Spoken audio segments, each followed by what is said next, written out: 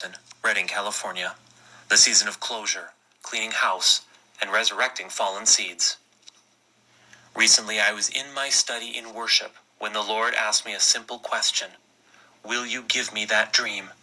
I had been dreading this question for months, knowing it was coming. Since September of last year, it's felt like a season of surrendering everything again and again, watching as unexpected doors closed and the plan changed dramatically. This dream was the last seed I had left, and yet here I was, holding onto it for dear life when the question came, will you give it to me? I didn't want to, but being honest, I wouldn't withhold anything from the Lord, so I said yes. As I gave it to him wholeheartedly, a massive wave of grief welled up and out of me like I was mourning a death. It was deep and gut-wrenchingly painful, but I placed it on the altar. The last seed I had left, I spent the next hour on my face as I allowed God to minister to my heart and sever the ties and expectations I had with that dream. It's never easy letting go of everything you have been contending for and building for years. This is where many of us have been, a season of being emptied and giving God everything we've been carrying and building.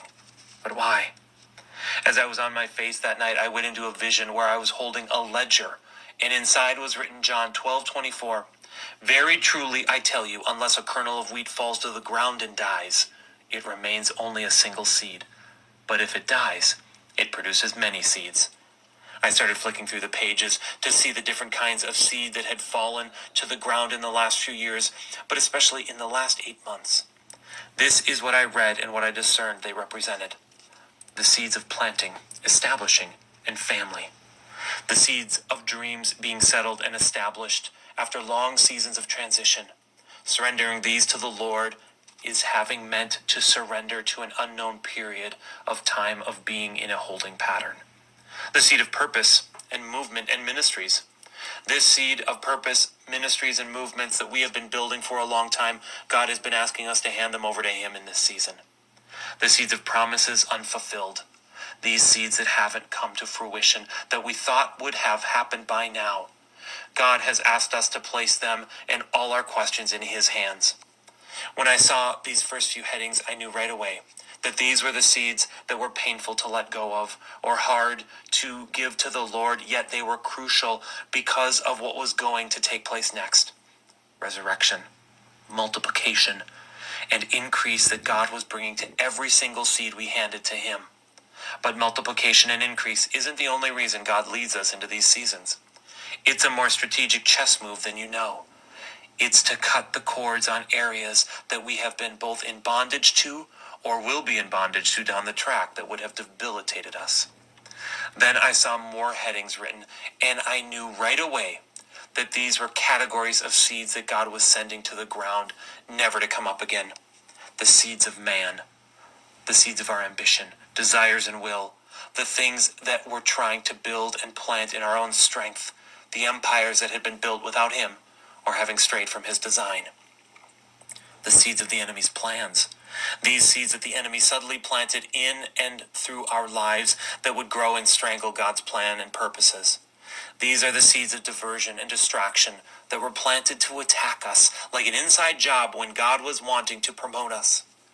The seed of wrong relationship and alignments, the ties we have to people, to networks, to movements that are wrong for us, the ties we have to people who are secretly pitted against us that we can't see, the seeds of false identity.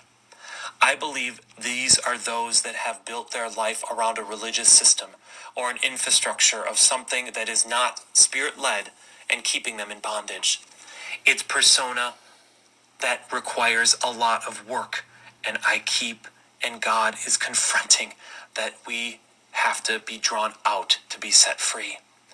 Seeds of generational cycles and dysfunctions, the connection points that keep you tethered to dysfunctional cycles and habits, mindsets and addictions. God doesn't want you going around that mountain again. Seeds of hurt and trauma. These are the seeds that keep coming back like a dog for a stick. Seasons of pain and abuse that have caused you to feel like a victim, and God is burying those lies once and for all. Seeds of demonic torment. The seeds sown that have created entry points for the demonic to come and bully you daily. These seeds are falling to the ground. Seeds of control and manipulation. This narcissistic tie has robbed you long enough by silencing you and keeping you bound like a puppet on a string. Seeds of complacency and lukewarm Christianity. The seeds of apathy that have taken the fire away from the church and turned your passion into a religious task.